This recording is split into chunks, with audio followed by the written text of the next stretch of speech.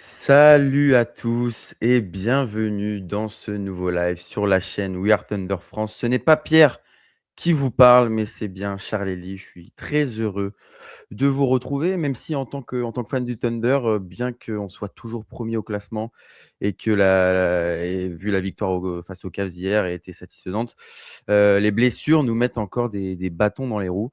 Donc c'est vrai que ça pourrait aller un petit peu mieux. Mais on est quand même très content d'être ici. Voilà, la dernière fois qu'on s'était vu en live, c'était à la suite du Christmas Game et de la défaite du Thunder. C'était Pierre et Amaury qui avaient débriefé ce match, donc il y a de ça un petit mois. Mais aujourd'hui, on est là pour autre chose, une petite FAQ de mi-saison, donc qui vient un petit peu compléter l'épisode, le podcast bilan de mi-saison qu'ont fait Pierre, Tom et Amaury. Voilà, il est sorti il y a quelques jours, hein. Si vous ne l'avez pas vu, je vous invite à aller le voir et l'écouter. Et donc pour ce live, eh ben, ils répondent encore présents en commençant par Tom. Comment vas-tu, Tom? Ça va, ça va, je suis en recherche de généreux donateurs pour la cuisse de J-Dub depuis, depuis la dernière fois. Mais sinon, oui, bon, ça fait un peu chier, on va peut-être en parler, mais sinon, oui, ça va. Toujours là à parler de basket et d'une équipe qui performe plutôt bien, donc il y a pire que dans la vie, quoi. On pourrait être fan des Warriors, pour le coup. Ce serait pire Ouais. actuellement pour les pauvres là, là, pour le coup, il vivent un sale moment, donc mais voilà, sinon tout va bien de ce côté-là et on va parler un petit peu pendant ce live. Ouais, c'est sûr qu'on risque de reparler des blessures. Évidemment, on a des questions à ce sujet. Et pour nous accompagner, le rookie qui finalement n'est plus un rookie puisqu'il est là à chaque épisode, à chaque live. Amaury, comment ça va? Bah, ça va très bien. On a vécu un super match hier, malgré 2 nouvelles blessures qui s'ajoutent à une longue liste de blessures. On va galérer bientôt à aligner 10 joueurs. On va devoir appeler l'équipe de G-League pour jouer avec nous. Mais bon, tant que je suis là, visiblement, on est capable de gagner des matchs. Donc, et Chat aussi d'ailleurs. Un petit shout-out. Et puis voilà, on va un peu répondre à toutes vos questions qui ont été, bah, c'est super cool et on va passer un bon moment. Oui, c'est sûr qu'on va passer un bon moment, hein, on l'espère. Et voilà, branchez-vous OKC Blue, hein, si jamais. Enfin bref, voilà. Avant de rentrer dans le vif du sujet, ben, déjà bonjour à toutes les personnes qui sont dans le chat. Si jamais il y a des problèmes, c'est la première fois que je présente un live, donc n'hésitez pas. Et autrement, j'invite évidemment toutes les personnes qui sont dans le chat et les personnes qui écoutent en replay à vous abonner à la chaîne Twitch, à la chaîne YouTube, sur toutes les plateformes d'écoute, sur Twitter, sur Instagram, enfin bref, de partout pour suivre notre contenu. Donc voilà, on vous a posé quelques questions sur Twitter, enfin sur X évidemment. Donc on va les traiter. Évidemment, si dans le chat vous avez des questions, n'hésitez pas à en balancer. On se fera évidemment un plaisir d'y répondre. Donc voilà, j'ai trié un petit peu les questions par thème, car certaines évidemment se recoupaient. Et donc on va débuter par voilà, les questions qui sont dans l'actualité chaude. On l'a déjà un petit peu évoqué dans l'intro, c'est les blessures. Donc voilà, celle de Git63. Quel impact avec toutes les blessures prolongées sur le reste de la saison? Donc voilà, pour rappel, ceux qui sont dans une grotte, J-Dub s'est blessé face au Heat et sera absent plusieurs semaines à cause d'une élongation aux ischio-jambiers. Hartenstein est absent depuis une petite douzaine de matchs, voire un peu plus, parce qu'il avait raté des matchs, il en a rejoué quelques-uns. Enfin bref, ça fait un petit moment qu'on ne l'a pas vu régulièrement sur les parquets. Et euh, hier, Caruso et Jay Will sont sortis du terrain sur blessure. On n'a malheureusement pour l'instant pas de nouvelles concernant leurs blessures, concernant leur cas. Mais voilà, il y a un petit peu une accumulation de blessures. Donc je vais te lancer toi, Tom. Selon toi, quel impact avec toutes les blessures prolongées sur le reste de la saison? Bah, sur les performances sur le terrain, pas tant que ça. Maintenant pour travailler l'alchimie, notamment du 5 Shai Dort, J-Dub, Chet Hartenstein, ça c'est plus embêtant. Si on prend la liste des blessures, Caruso, c'est du Caruso, c'est classique. Ça fait partie de la gestion de la saison régulière de Caruso, donc je m'inquiète pas trop. Et Jay Will, c'est un peu embêtant parce qu'il revenait tout juste. Donc c'est dommage qu'il ait à peine le temps de reprendre du rythme, surtout qu'il faisait une bonne entame de match contre Cleveland pour le coup. Mais oui, c'est dommage pour Jay Will, donc ça fait un peu plus chier. Mais après, ouais, c'est plus le cumul, on va dire, de la blessure d'Hartenstein et de la blessure de J-Dub qui est embêtante parce que pour travailler ce 5 majeur qui est censé être ton 5 le plus fort sur le papier, même si tu vas évidemment utiliser tes rotations en playoff, on l'a vu en dernier, voilà, de tester différentes line-up pour t'en sortir parce que tu as une grosse profondeur d'effectif. Tu as quand même envie d'avoir un 5 majeur solide et pour le coup, c'est toujours embêtant de se dire, ils ont quasiment jamais joué ensemble de la saison. Je sais plus combien de matchs ce 5 a joué, mais franchement, pas beaucoup. 5-6 matchs peut-être, hein. C'est dérisoire. Et là, tu vas devoir attendre probablement après le All-Star Break pour pouvoir les voir ensemble sur le terrain parce que, comme on en a parlé, J-Dub, il s'est fait l'ischio. Vu la tronche de la blessure, c'est souvent plusieurs semaines, quoi. Plusieurs semaines, on a eu les premières Mmh. infos d'OKC comme quoi, pour l'instant, il a été mis sur le côté, mais on n'a pas plus d'infos pour l'instant, mais souvent ce genre de blessure, ça prend quelques semaines minimum et du coup, dans quelques semaines, c'est l'All-Star Break. Donc pour le coup, ça arrive vite et c'est vraiment embêtant parce que si on pouvait espérer, je sais pas, un retour d'Hartenstein prochainement, pareil, on n'a pas trop de nouvelles là-dessus, mais si imaginons qu'Essie sort de sa boîte dans 4 jours, Hartenstein est sur le terrain, on ne sera pas si surpris que ça. On n'a juste pas trop d'infos en fait pour l'instant. Mmh. Mais même avec un retour d'Hartenstein, on ne pourra pas se dire, tiens, on va tester la line-up qui va sûrement être titulaire en playoff parce que J-Dub s'est fait la cuisse. Donc ouais, là-dessus, c'est embêtant pour le coup. Ouais, clairement, c'est embêtant. Et faut penser aussi à l'aspect qu'il nous reste 9 joueurs sous contrat, enfin sous contrat garanti, donc sans compter les two-way. Et ça veut dire qu'il faut éviter aussi de tirer sur ces joueurs-là, même si c'est vrai qu'on a un effectif assez profond. À partir du moment où on a 4 blessés, si on en a un 5e qui peut se rajouter à tout moment, faut faire attention à pas faire jouer des 30 minutes aux joueurs tous les soirs, notamment chez où on pouvait se permettre un peu de le faire récupérer quand on avait tout le monde. Là, c'est fini. Là, il va devoir jouer quasiment tous les matchs. Ou alors, on va devoir laisser quelques matchs en route, ce qu'on peut totalement faire d'ailleurs. Et ouais, pour revenir à Hartenstein, je pense que les blessures de Jay Will et Caruso vont peut-être forcer un peu plus ou moins le retour d'Hartenstein dans le sens où déjà il est avec l'équipe, là on est en road trip et il fait partie du road trip alors que la dernière fois qu'on s'était déplacé, je l'avais pas vu sur le banc, donc ça veut dire qu'il est pas trop loin d'un retour en tout cas. Enfin, il n'a pas besoin en tout cas de travailler tout seul à Oklahoma City sur sa blessure. Et on va peut-être le réintégrer un peu progressivement, justement pour pas forcer sur Chet, qui est notre seul pivot fonctionnel aujourd'hui. Mais ouais, pour travailler, c'est vraiment clairement c'est chiant. On peut pas travailler la relation Chet-Hartenstein qu'on a bien vu en début de saison et qui nous avait bien plu. Enfin, pour l'instant, on peut pas le travailler. J-Dub, malheureusement, on a encore fait un super match sans lui hier soir. Ça se reproduit, c'est que sans J-Dub, pour l'instant, on est très bon. Mais le problème, c'est qu'en playoff, on aura besoin de J-Dub pour être à notre niveau maximal, pour exploiter tout le potentiel de cette équipe. C'est avec le 5 majeur entier, avec J-Dub en forme, ou du moins pas complètement cassé. Et puis il revenait bien, en fait, surtout individuellement. J-Dub, il était sur plutôt une bonne série, il montait en puissance, sa main, il commençait un peu à travailler dessus, quelques tirs rentraient. Et là, c'est un peu le pire moment pour se reblesser. Ça va recasser son rythme, il va arriver post-All-Star Break. Voilà. Après, l'avantage qu'on a, c'est qu'on a un calendrier plutôt simple. Là, sur les 6-7 prochains matchs, on va jouer Indiana à la maison, on joue beaucoup à la maison après Milwaukee à demain. Et c'est assez simple. Donc, de toute façon, on se fait pas trop d'inquiétude. On a 5 matchs d'avance. Je pense que ça remet pas du tout en question la première place si ça peut être une inquiétude. Mais par contre, ça va remettre en question toute la préparation des playoffs qu'on n'a pas pu avoir et que déjà l'année dernière, ça avait un peu porté préjudice pour Chet. C'est sûr que sur le court terme, les impacts on est assez serein, concernant les impacts que vont avoir ces blessures sur l'effectif et sur, voilà le bilan qu'aura le Thunder. Maintenant, il y a voilà, vous en aviez parlé pendant le podcast bilan de mi-saison.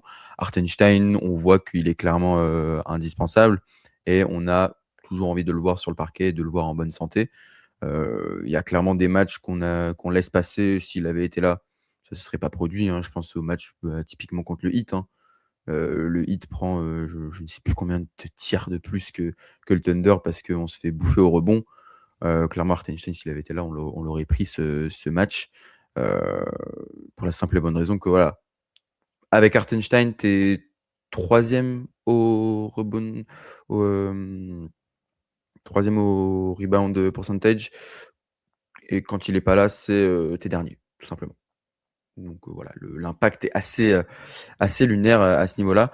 Mais maintenant, je suis assez d'accord avec vous. En fait, ça fait chier pour les playoffs. Et pour revenir un petit peu plus sur J-Dub, ça me permet de faire le parallèle avec une question de Pierre, qui même quand il n'est pas là, nous pose des questions. Jusqu'où est-ce qu'on peut aller sans lui? Ou alors avec un J-Dub hors de forme? Bah, moi, j'ai un peu envie de répondre. On peut aller jusqu'à la fin de la saison régulière, mais peut-être pas jusqu'à la fin, des playoffs, ou en tout cas, la fin des playoffs comme on l'imagine, c'est-à-dire avec un back-to-back. Parce que certes, tu l'as dit, Amaury, quand J-Dub, n'est pas là, on a l'impression de mieux jouer. Voilà, hier, le mouvement de balle était assez fluide en attaque et cetera. Mais enfin, clairement, si on veut aller loin, si on veut aller jusqu'au titre, on a clairement besoin d'un J-Dub et d'un J-Dub à 100 parce que le J-Dub, qu'on a eu depuis ce début de saison, si on l'a en playoff, ça risque d'être compliqué. Il commençait à revenir bien, mais vous voyez, c'est quand même au bout de 24 matchs joués qu'il commençait à reprendre du rythme et cetera. Donc ça m'inquiète quand même un petit peu pour la suite parce que, comme vous l'avez dit, il va être absent 3-4 semaines. Il va revenir, le temps de se remettre devant, bah, en fait, les playoffs, ça va être vite là. Donc, est-ce qu'on aura un J-Dub? Déjà, est-ce qu'on aura un J-Dub? Je l'espère, on touche du bois. Mais est-ce qu'on aura un J-Dub en forme? J'en suis pas si sûr. Et pour moi, c'est la condition un petit peu sine qua non pour remporter le titre. Et on l'a bien vu l'année dernière, quand on avait un J-Dub en rythme, agressif, qui faisait les différences, on a remporté des matchs. Et quand il était absent ou en tout cas pas bon, on a vu qu'il y avait tout de suite une différence voilà, qui se voyait immédiatement.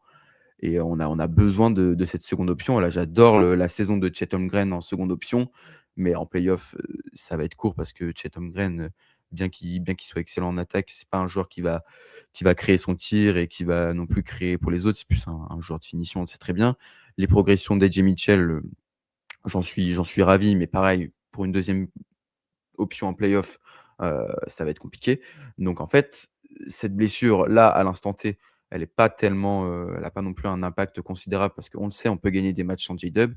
Mais pour la suite, moi, oui, je l'avoue, ça m'inquiète un peu parce que je me dis: «Est-ce qu'il va revenir à l'état de forme, dont on a besoin, quoi?»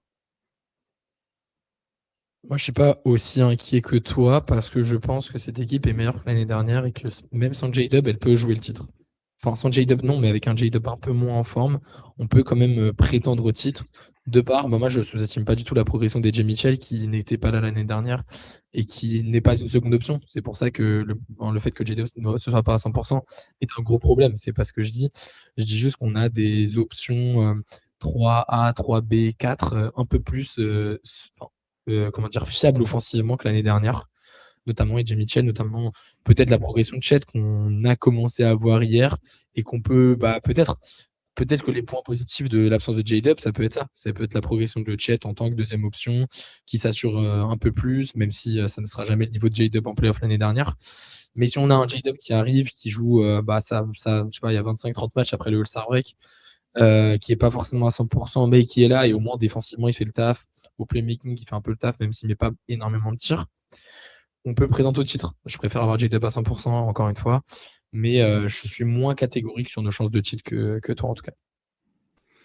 Ben, J-Dub, tu parles de Chet, J-Dub, enfin, certes, Chet, ça fait des progrès, mais en playoff, enfin, pour moi, c'est pas une option, en tout cas, que je recommande et que je serais jamais serein à l'idée d'avoir Chet aux côtés de Shea en seconde option et même avec un J-Dub qui est pas forcément en forme, quoi. Enfin, je sais pas. Ouais. J'ai mes réserves.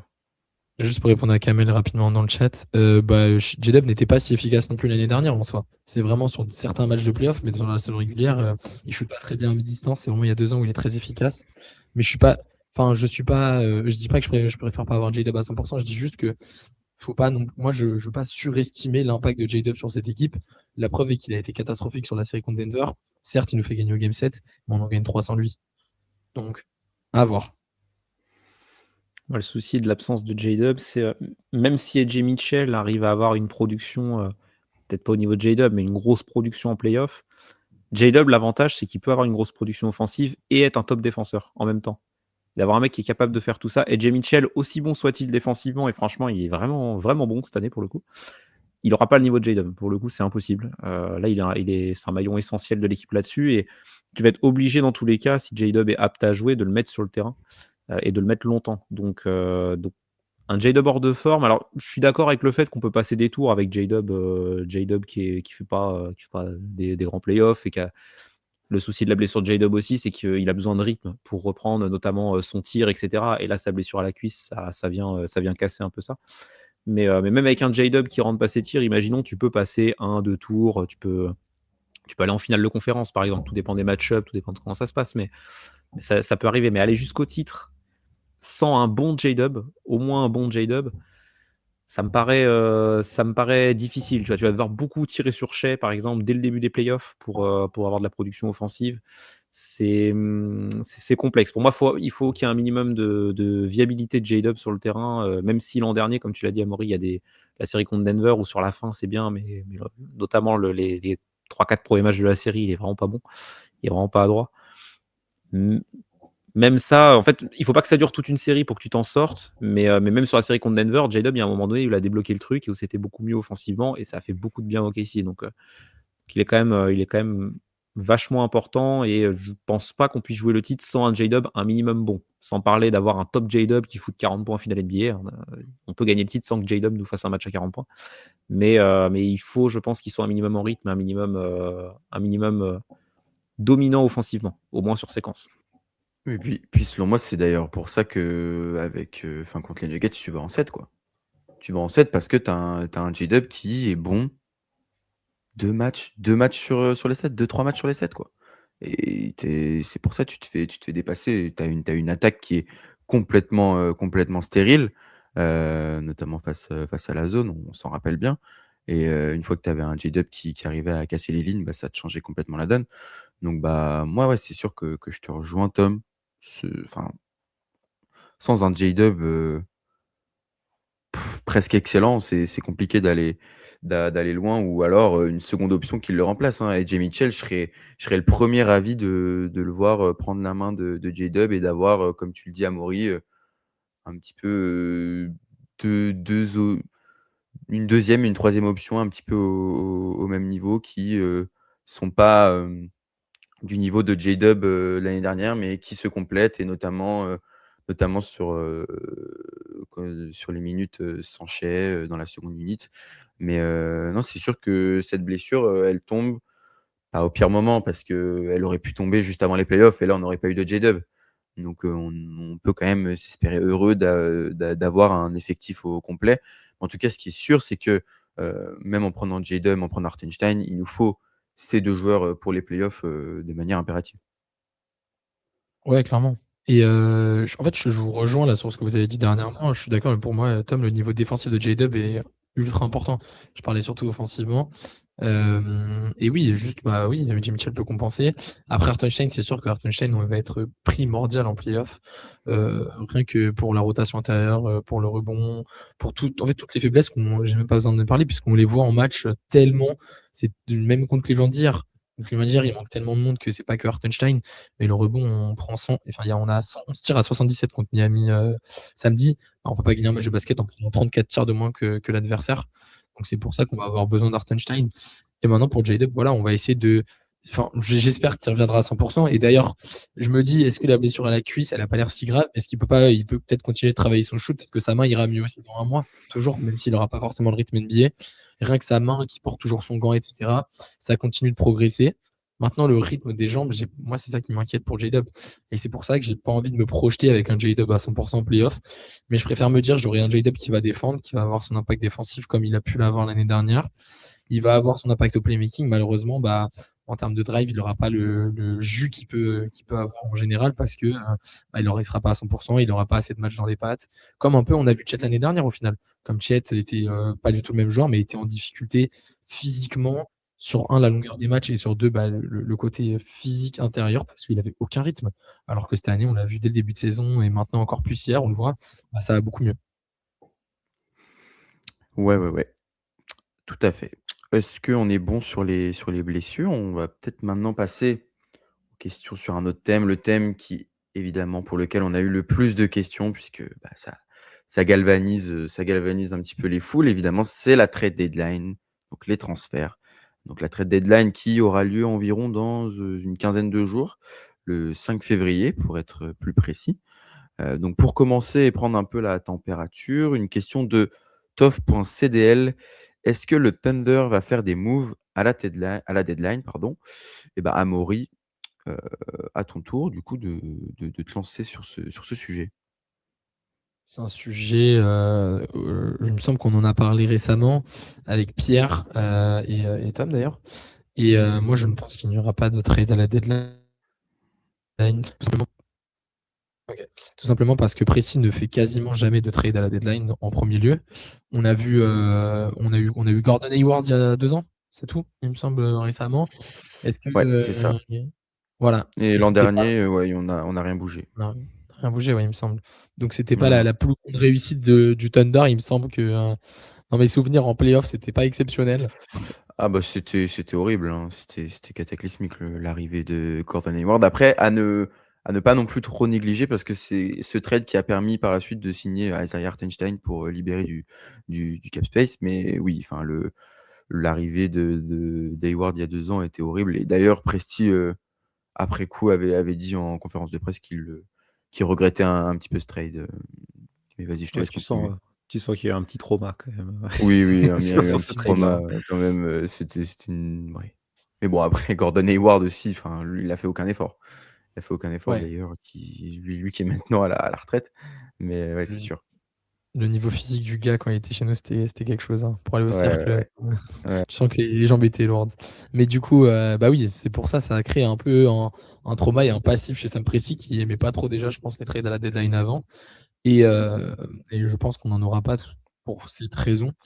Mais après, à savoir si moi j'en veux, moi je suis plutôt OK avec Presti de pas faire de trade parce que les problèmes au shooting de cette équipe, OK, Trey Murphy, moi j'entends l'argument, j'ai vu le nom passer dans les commentaires du tweet. J'entends bien, mais encore une fois, qu'est-ce que nous on va lâcher de notre côté? Si on lâche par exemple, Isaiah Joe, c'est pas assez en termes de salaire, vu qu'on peut pas, récupérer de salaire. Donc on doit lâcher autre chose avec. Est-ce qu'on est prêt à lâcher 2 joueurs, de notre rotation pour récupérer Trey Murphy en sachant que, bah, on a déjà, beaucoup de blessés? Est-ce qu'on veut jouer à 8 avec Trey Murphy par exemple? Qu'est-ce qu'on va apporter? Sachant qu'aussi on va avoir le retour de Jaden Hartenstein, est-ce qu'on va être prêt à en plus s'adapter à l'arrivée de Trey Murphy? Ça va faire quand même beaucoup de changements en très peu de temps à 2-3 mois des playoffs. Moi, c'est des choses qui me confortent dans le fait que, j'ai envie de rester comme ça. Je pense que cette équipe, elle est capable d'aller au bout. J'y crois toujours, elle est largement première. Elle a prouvé que, bah, contre les Spurs, elle était capable de s'adapter à tout type d'adversaire. Donc, non, moi je bouge pas et je pense que Presti ne va pas bouger. Ouais, plutôt d'accord. Déjà petit commentaire de Pastaga qui n'est pas négligeable, très beau pseudo d'ailleurs. Magnifique. Oui, Trey Murphy, il a une sacrée cote déjà. Donc, alors, OKC a la possibilité de proposer un beau package au Pélican parce qu'OKC a une brouette remplie de pics de draft. Donc, de toute façon, ça peut intéresser les Pels. Mais je pense que ça va coûter cher et pour OKC, on en avait parlé dans le dernier podcast, mais moi, je suis pas convaincu défensivement de Trey Murphy, que ça puisse bien cliquer avec la défense d'OKC. Je sais pas trop si ça matcherait bien. Même si en attaque, il ferait du bien niveau spacing notamment. Mais ouais, et puis niveau trade, je suis d'accord avec toi, Amaury.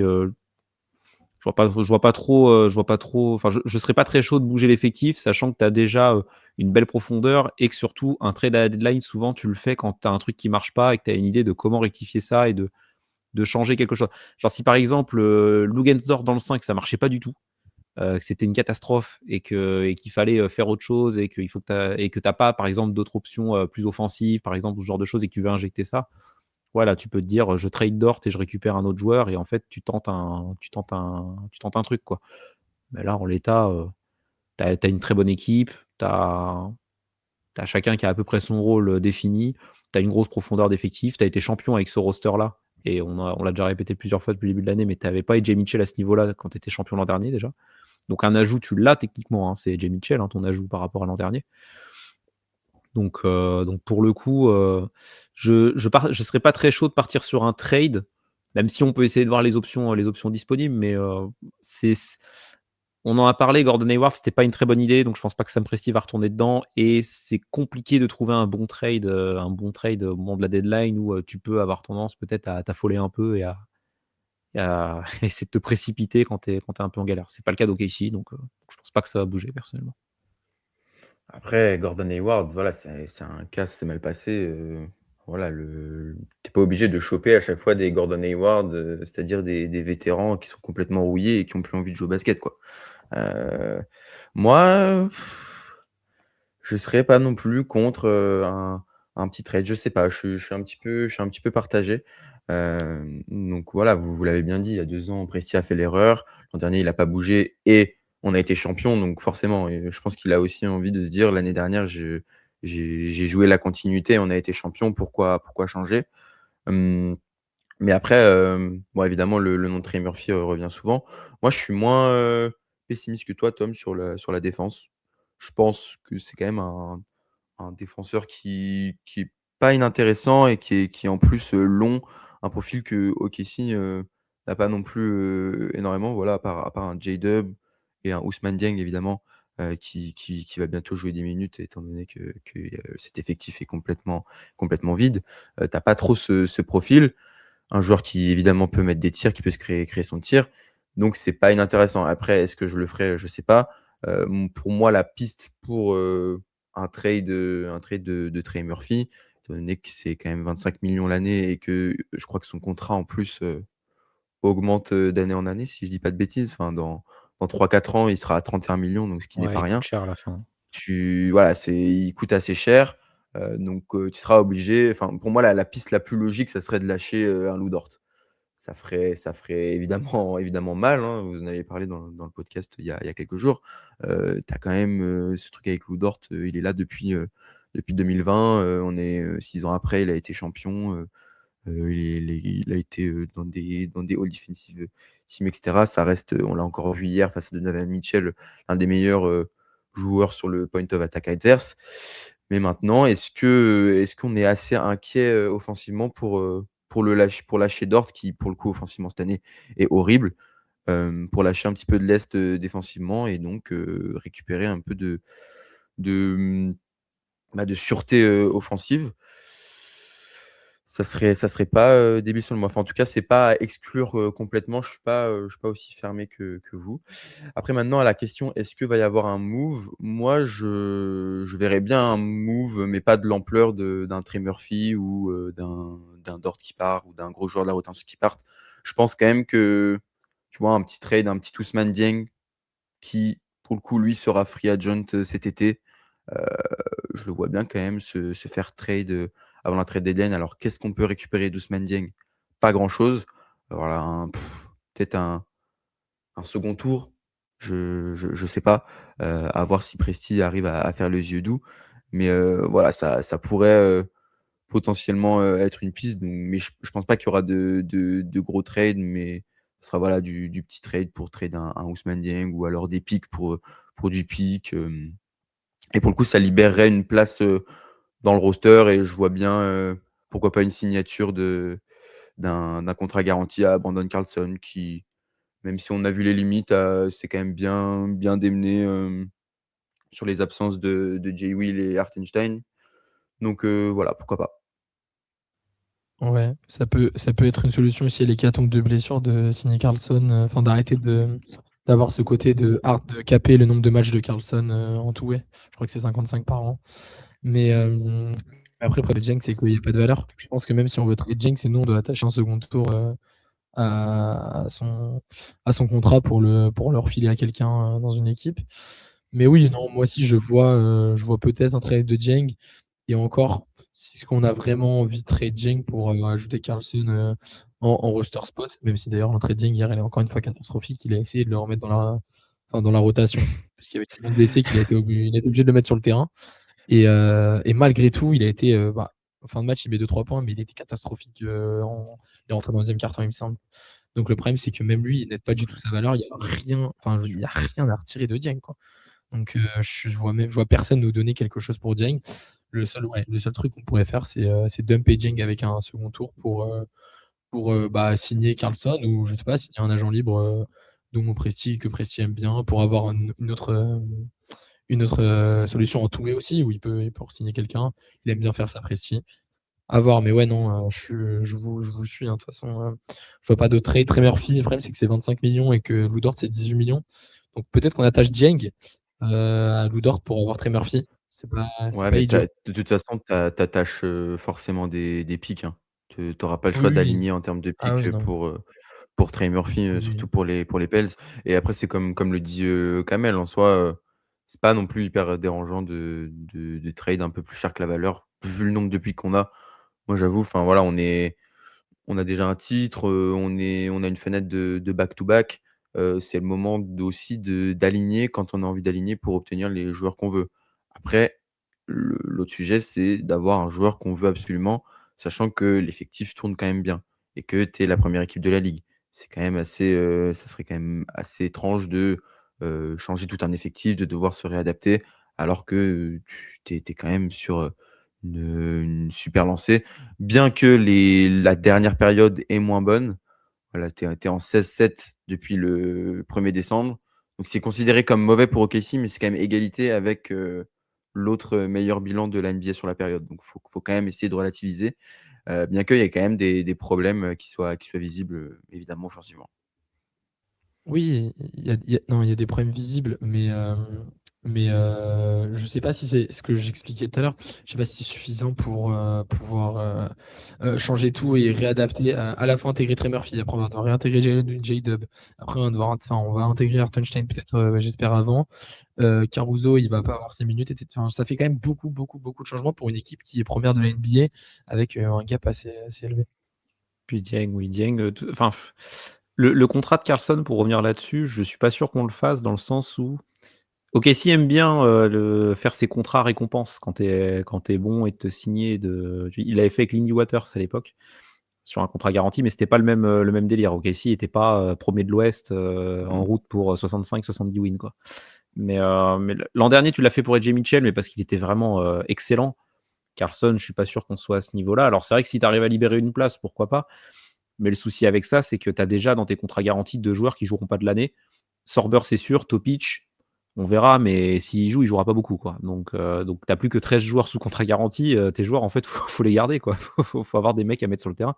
Tu l'as dit à Maury, on a plus que 9 joueurs sous contrat garanti qui sont disponibles pour jouer au basket. Donc forcément, tant mieux pour Christian Blood et Brooks Barnhizer, hein. Ils vont avoir du temps de jeu, mais bon, c'est quand même embêtant d'avoir un roster aussi réduit, quoi. Mais après, oui, pour le trade, c'est compliqué de mettre en place un trade comme ça, parce que tu es obligé de sacrifier des joueurs que tu pas forcément envie de lâcher de toute façon. Donc, je sais pas si vous avez des pistes sur d'autres joueurs que Trey Murphy Trey Murphy peut être intéressant, mais qui pour moi va coûter trop cher par rapport, et c'est pas un joueur fondamental à recruter pour aller chercher le titre, tu vois? Trey Murphy, je pense qu'il peut faire du bien offensivement, mais je pense pas que c'est un mec qui va tout changer et faire en sorte que tu peux devenir, encore plus favori que ce que tu n'es déjà. Est-ce qu'il y a d'autres profils? Est-ce que Herb Jones, hein, parce qu'on parle des Pélicans, est-ce que Herb Jones, ça Ah bah comme rentrerait pas dans le ça, moule? Même si c'est pas lui qui va t'amener du shoot à 3 points, mais mais potentiellement défensivement, il c'est joue pas mal. un contrat contre Shai pour encore plus le perfectionner et on est bon, quoi. C'est Bah, trop c'est bien. ça, non mais faut voir Non, en après, vrai, non, vas-y, vas-y. sur d'autres, profils, on a justement une question, heu, de Loulou, qui nous demande: «Si vous avez un joueur à prendre via un trade réalisable, lequel choisissez-vous?» Et il a évidemment dit: «Et pourquoi Trey Murphy?» Est-ce que vous, les gars, vous avez potentiellement des idées autres que Trey Murphy? Parce qu'on a déjà bien abordé le joueur, juste avant. Est-ce que vous avez des idées d'autres joueurs potentiellement qui pourraient s'intégrer? Donc peut-être avec un salaire plus faible ou alors plus gros, hein. Vous pouvez parler de Yanis, hein, de Ja Morant, hein, si vous voulez. Mais est-ce que vous avez d'autres idées? Anthony Davis, il est blessé, donc ça marche plus. Ah oui, c'est vrai que s'il Non, était mais pas blessé, on n'aurait pas peur qu'il se reblesse, c'est sûr. en idée, alors pour répondre à Kamel, juste c'est vrai qu'Hartenstein, on est d'accord que Chet est meilleur en 5 et je serai un fervent défenseur de ça, mais le souci c'est que Hartenstein, on en a absolument besoin pour prendre des rebonds parce que sinon on va croiser les Rockets en playoff et ils vont tirer 50 tirs de plus que nous. Donc ils en mettront peut-être beaucoup moins en termes de pourcentage, mais en termes de volume, ils vont se mettre bien. Mais par contre, en termes d'idées, moi j'ai pensé à Jonathan Kuminga pour la vanne. parce qu'il est quand même disponible depuis 3 ans, ce mec. C'est pas Mais, si déconnant, hein, c'est pas si mais déconnant. tu vois, parce que un mec tiens, un grand ailier, en vérité, il rentre là-dedans. Après, il y a des. Et puis en plus, il est disponible et il peut être disponible à pas cher, Jonathan Kuminga, parce que cet été, Jonathan alors, Kuminga, bah, il a 22 millions cette année, mais il a une team option à c'est 24 l'an 22 millions. prochain. Mais vu comment ça se Ouais, passe c'est aux ça. Warriors, ils activeront jamais la team option, hein. C'est mort, hein, Ouais, il c'est ça. reste plus, hein. Mais après, avec la blessure de Butler, est-ce qu'ils vont plus l'utiliser? Je sais pas, tu vois, mais potentiellement. Mais tu vois, c'est que c'est un mec qui peut coûter pas trop cher. Après, je lance l'idée comme ça, mais pour moi, ça matche pas du tout, notamment sur le volet offensif. Défensivement, ça peut être intéressant, parce que c'est un bon défenseur, hein, Jonathan Kuminga. Mais offensivement, c'est pas très efficace et c'est pas lui qui va t'amener du spacing pour le coup. Donc je pense que dans tous les Ouais. cas, niveau spacing, t'es perdant, même avec les joueurs que t'as actuellement pour mettre une contrepartie. Je pense pas qu'on lui trouve bien une place dans les schémas offensifs d'OKC pour le coup à Kuminga. Mais c'est pas non plus déconnant. Enfin, après, c'est aussi un gars qui, depuis 2 ans, joue aux Warriors sans avoir envie de jouer. Donc peut-être qu'à OKC, dans une équipe qui gagne, il serait meilleur, quoi. Ouais. Moi, si on parle de profil pur, et j'ai du mal à voir le trade se faire. Moi, j'adore Aaron Nesmith de Indiana. Mais je Ah pense bah oui. qu'il a tout ce dont on aurait besoin. Son contrat, c'est 11 millions. Après, est-ce que Indiana veut des pics? Parce que nous, ce qu'on a leur filé, c'est Isaiah Joe et des pics, en gros. Je pense que c'est au moins une très bonne upgrade pardon, à Isaiah Joe. Il peut ultra bien fit dans le 5 majeur. Si par exemple on veut de temps en temps, comme le dit Kamel, faire démarrer Hartenstein sur le banc, bah, tu peux mettre chez Lou Dort et Nesmith en 3, 2-3 avec Lou Dort. Même si je suis pas sûr que ce soit une solution, moi aussi je suis plutôt d'accord avec Tom sur Hartenstein, dans le sens où on dit qu'il a été mauvais en playoff l'année dernière, bah, contre les Nuggets il n'était pas mauvais. Euh, contre, euh, contre Minnesota, le match 4 très compliqué, il en prend du rebond offensif. En fait, c'est parce que Hartenstein n'a pas tant joué l'année dernière, on oublie quand même beaucoup son apport quand il était là. Mais il apportait beaucoup quand il était là, même en finale, hein. Franchement, en finale, contre Indiana, le match 4, compliqué. Il joue pas beaucoup, mais les minutes où il joue là en fin de match, il est vraiment bon. Bref, mais tout ça pour revenir à Aaron Smith. Mais après, est-ce que Indiana voudra des pics? Est-ce que Indiana a envie de lâcher Aaron Smith pour Isaiah Joe? Et alors qu'ils veulent entourer Haliburton l'année prochaine avec le fameux haut choix de draft, plus bah, tous les joueurs qui étaient là l'année dernière finalement. Je sais pas, mais en termes de profil, moi, c'est plutôt ça qui m'attirait. Et puis le contrat est très bon, hein.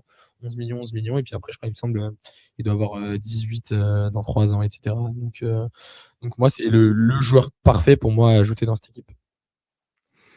Ah bah, c'est sûr qu'en termes de profil, ça régalerait, mais ouais, comme tu le dis, je vois pas les Pacers, lâcher, enfin, tu vois, les Pacers, c'est une équipe qui tank, mais par défaut, à cause de la blessure d'Haliburton. L'année prochaine, ça va jouer le top de l'Est, hein. C'est sûr à 100. Carrément. Donc en fait, ouais, de donner un pic, je pense pas qu'ils en aient forcément envie. Ils vont être déjà bien contents d'avoir un haut pic à intégrer et je pense pas qu'ils aient envie d'avoir un autre choix de draft, à intégrer dans leur roster. Mais sur le profil, je suis d'accord. Je me permets de répondre à Jouzer qui me dit que je n'ai jamais la même tête. Je sais, c'est la coupe de cheveux, qui veut ça. D'ailleurs, voilà, update, je relaisse pousser. Je vais réavoir la coupe de Josh Giddey pour ceux que ça intéresse. Voilà, la parenthèse est fermée et Kamel qui propose Cam Thomas. Les gars, je sais pas ce que vous en pensez. C'est Hors de question. un profil qui ne colle évidemment pas du tout à OKC. C'est impossible en plus, enfin, c'est limite le genre de profil qu'on voulait un petit peu avant en théorie, sauf que lui défend pas, mais voilà un petit peu un joueur, en sortie de banc qui pourrait allumer un petit peu la seconde unité. Maintenant tu as AJ Mitchell, enfin franchement c'est même pas, envisageable. Autrement, sur d'autres, profils, c'est plutôt des trucs que j'ai vu passer, voilà, des petites rumeurs, sur Twitter ou autre. Je vous propose des noms et vous me dites ce que vous en pensez. Santi Aldama. Défensivement, je suis pas fan. Ouais, mais j'ai ce que j'allais En, dire. Voilà, exactement. en Je attaque, suis c'est un très bel ajout par contre, hein. C'est un en vrai bon attaque, attaquant, ça Aldama. Très Mais bon shooter. Mm. ouais. puis certes en défense, on peut Il est avoir pas des non réserves, plus, mais hein. ça reste un gars grand, quoi. Ça reste un gars grand qui pourra, déjà te soulager au rebond, mais après ouais, je pense que défensivement, ça reste un petit peu court. Autrement, Bobby Portis. Pareil. Non. Ouais. Vieillissant en plus. C'est plus Aldama, il est jeune, tu peux te dire potentiellement il y a un petit upside, mais Portis, c'est compliqué. Ça marche dans certains contextes, Portis, mais à OKC, non, je pense pas. Même si Portis au niveau du rebond, pour le coup, il peut en apporter. Mais par contre, il faut défendre, quoi. Mais pas un très. Ouais, Ça. exactement. Pas un défenseur au niveau Oklahoma City, si on peut dire. C'est sûr. Najee Marshall, qui est beaucoup revenu dans les demandes de transfert auprès des fans. Je voulais avoir votre avis sur Najee Marshall. Moi, j'aime beaucoup le profil Najee Marshall. Après, est-ce que c'est une si grande brain of shooting? J'ai pas les stats sous les yeux, mais en regardant beaucoup Dallas, j'aime beaucoup Najee Marshall défensivement déjà. Ça fit, c'est mieux que tout ce qu'on a pu évoquer avant. Mais encore une fois, est-ce qu'on est prêt à lâcher Isaiah Joe, qui est le garant du spacing de cette équipe? Parce que c'est lui ou Lou Dort, mais Najee Marshall, pour moi, c'est un profil qui doit jouer à côté de Lou Dort. Enfin, j'ai pas envie de lâcher Lou Dort pour Najee Marshall. Moi, si je dois lâcher, c'est Isaiah Joe. Et je suis même pas sûr parce que Isaiah Joe, c'est mon garant du spacing. Et Najee Marshall n'est pas non plus un shooter élite, même si il en Ah, rentre mais pas mal cette année. Il faudrait que je regarde les stats. Najee Marshall à 3 points, c'est pour ça que je comprends pas trop pourquoi les fans du Thunder le mettent dedans. C'est un joueur qui, à 3 points, a eu une bonne saison, je crois, c'était peut-être il y a 2 ans, et depuis, ça met pas un tir, quoi. Donc Ah, certes, hmm. voilà, il est physique, il peut faire des différences, etc. Mais à 3 points, tu vas te retrouver avec les mêmes problématiques qu'avec un Dort. C'est comme, Il est c'est à comme Saddiq Bey, 30%. en fait. Ouais, tu vois, il est à 30%. Oui, C'est comme il est à Saddiq Bey. 30%. Saddiq Bey, pareil, il revient beaucoup dans les discussions, mais c'est pareil, en fait. C'est un gars, il est pas fiable à 3 points.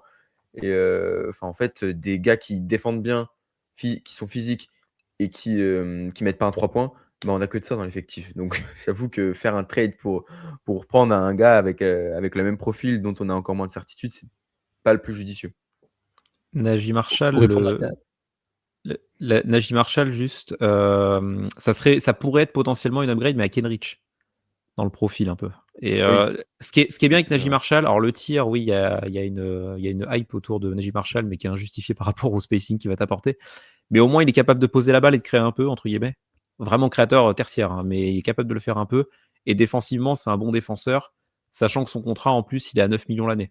Donc, il a cette année et l'an prochain. C'est que le contrat est très sympathique aussi. Donc, Najee Marshall, c'est pas déconnant. Si ça coûte pas trop cher, moi, je suis pas contre. J'avoue, Bah, c'est un profil intéressant. tu peux envoyer un Kenrich et des tours de draft, hein. Ouais. Ça, Jake. ça peut, Enfin, on, presque le faire, hein. Ou alors un on Dieng, parlait oui. de, ouais, Mais, on parlait de Jake tout à l'heure. mais Je pense que Dallas, ils veulent des pics, hein. J'imagine que si on leur rend, je crois qu'on a un de leurs pics dans les années prochaines, on peut leur rendre un de leurs pics et on en ajoute un deuxième. Pourquoi pas? oui, oui, On a un non, de c'est leurs sûr. pics pour le trade de PJ Washington. Ça avait fait débat à l'époque. Ouais. C'est vrai, on les a aidés. Oui, oui, tout à fait. Et Klay Thompson, je vois la proposition de Kamel dans le chat. Je viens de regarder le contrat, c'est 17 millions pour un gars qui, quand même, se fait vieux. Il a 35 ans. Et défensivement, Klay Thompson, bah, c'est plus le Klay Thompson, évidemment, de l'époque. Donc, et en plus, à 3 points, ça reste quand même très fort, mais tu as quand même moins de certitude. Donc, j'avoue que je sauterais pas sur Klay Thompson. Après, ça serait quand même très marrant d'avoir un Klay Thompson au sein de l'effectif. Franchement, ça me ferait énormément rire. Mais j'aurais un peu peur de faire une Gordon Hayward bis repetita, tu vois.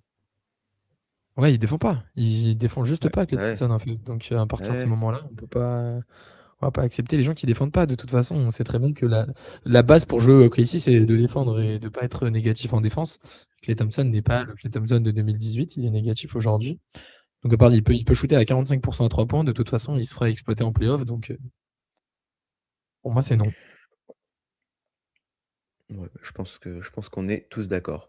On a fait un joli petit tour quand même sur les propositions de trade. Ça me fait quand même la transition pour une autre question de Day J'ai Chris. j'ai une petite Vas-y, dis-moi. proposition. Si je peux Vas-y. finir Ah, là-dessus, une vas-y. petite proposition. Vas-y, Alors, vas-y, vas-y. je vais vous redévoiler mon amour pour les Raptors de cette année, hein, qui, qui me font triper. Mais non, mais c'est surtout que les Raptors, ils font pas beaucoup jouer Grady Dick. Et Grady Dick, c'est un joueur vachement Ouh, intéressant. En termes de, alors le problème, c'est qu'il a 30% à 3 points cette année. Mais dans l'idée, c'est c'est horrible un cette mec qui année. shoot C'est très bien. horrible à 3 points. Mais l'an dernier, Alors, pareil, le 3 points ne clique pas très bien en NBA, étonnamment. Mais Isaiah Joe, par exemple, à Philly, il n'avait pas un temps de jeu énorme, mais son 3 points cliquait pas trop. Et à OKC, justement, il a enfin rentré les tirs qui rentraient à la fac. Et du coup, c'est un mec qui tourne à 40%, c'est un mec utile. Je me dis, Grady Dick, on a un peu dans ce délire-là. Et surtout, l'an dernier, quand il avait plus de temps de jeu, il était capable de créer un peu, d'aller au cercle, parce qu'il est assez grand. Grady Dick, il fait quasi 2 mètres. C'est un mec physiquement qui peut tenir le coup, notamment aussi défensivement. Là, il a une quinzaine de minutes aux Raptors, parce qu'avec la rotation qu'ils ont, ils ne le font pas jouer plus que ça. Est-ce qu'un Grady Dick pourrait être disponible? Et s'il est disponible, est-ce que potentiellement ça pourrait être intéressant? Je glisse aussi le profil d'Agbaji par rapport au côté défensif aussi, même si le tir, j'y crois moins. Mais, Avec Grady Dick, défensivement, moi, je suis vraiment pas convaincu. Hein. Je suis vraiment pas convaincu. Et puis en plus, on n'a pas la garantie que ça va cliquer au niveau du tir. D'ailleurs, ça me rappelle Grady Dick, Tom, à l'époque des podcasts draft, quand on a drafté Kayson Wallace, on voulait absolument Grady Dick. Maintenant, je suis bien content d'avoir Kayson, je ne vais pas mentir. Mais ouais, Grady Dick, c'est vraiment en espérant que le tir rentre et tu n'es même pas sûr qu'en défense, ça clique bien. Donc, je ne suis pas forcément chaud dessus, perso. Ouais, non, moi je le trouve catastrophique sur le dernier mois parce que j'aime aussi beaucoup Toronto comme toi, Tom, mais je ne suis pas aveuglé sur l'idée Dick. Et malheureusement, je pense que c'est encore un projet en fait. Je pense qu'il y a encore il y a beaucoup de choses qui doivent encore développer, notamment, j'aime bien la création, je suis d'accord. Ça perd encore un peu trop de ballons, il y a beaucoup d'erreurs.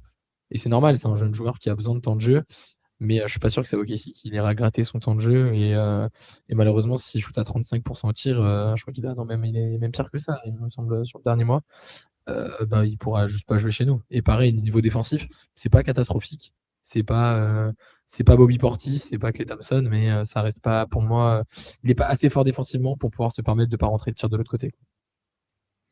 faut voir à quel point. Moi, j'avoue que j'ai la théorie il est dans le mauvais contexte. Il n'est pas en confiance du tout, Ouais. du coup, ses tirs ne rentrent pas. Parce que l'an dernier, pareil, en fait, les 3 points qu'il prenait l'an dernier, surtout, c'était des 3 points très compliqués à chaque fois, parce que Toronto n'avait pas de spacing. Parce que Quickly avait été absent longtemps, etc. Donc, je me dis, dans un contexte où il est moins ciblé sur son tir, c'est un mec qui peut très vite aller à 38%, je pense, au minimum. Tu vois. Donc, maintenant, ça reste de la théorie, hein, on est d'accord. Ouais. On enchaîne avec une question de Daychris qui nous parle d'Isaiah Joe, qui est plus fort associé à SGA.